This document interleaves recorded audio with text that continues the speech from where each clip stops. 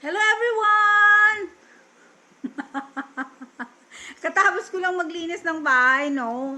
Syempre nagre-rest pa ako. Pero ngayon kasi, after ko maglinis, magpe-prepare na ako ng ice candy. Yung ice candy, guys, ibebenta rin namin yun sa food park. Ang gagawin ko is fruit salad ice cream candy. Hindi siya gawang ice cream, Sinasabi ko lang na ice cream candy kasi yung lasa niya parang ice cream. Yun yung ice candy ko, guys. So sana kung malapit lang kayo, bibentahan ko talaga kayo para matignan. Well, habang nagpapahinga, yayayain ko kayo, guys, kumain ng pasas. Ito po ay favorite food ko. So, kaya ang saya-saya ko nung merong nakasamang pasas na bigay sa akin ng new family edition namin. Hello! I'm so happy na na-meet na kita! Hello, eto, thank you sa pasas. Favorite food ko ito. Kasi yung iba ayaw. Bakit kaya? Sarap kaya?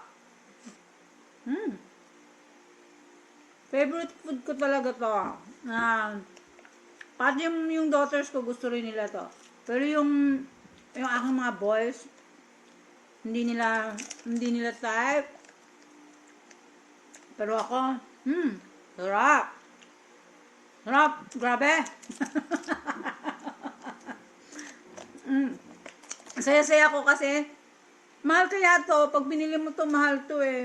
Kaya hindi ako nabili to kasi medyo mahal. Pero masarap, guys, no?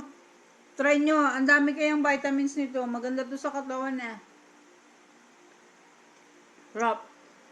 Sa isang kainan ko, kung talagang kakaririn ko, mauubos ko to. Pero syempre, ayoko na maubusin.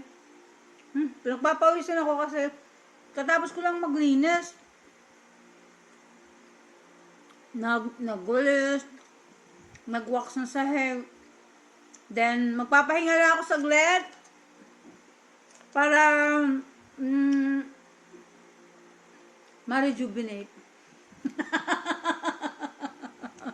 Oh, guys, pasensya na kayo, tawa ko ng tawa kasi masayahin talaga ako. Good vibes lang tayo, guys. Huwag naman yung maraming iniisip. Mahirap na nga ang buhay eh. Madami-dami mo pang iniisip.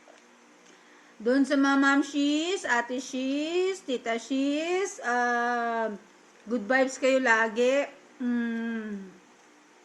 Good vibes. Yun lang, guys, at kakainin ko pa to, pero hindi ko uubusin. Yun lang. God bless. Love, love, love.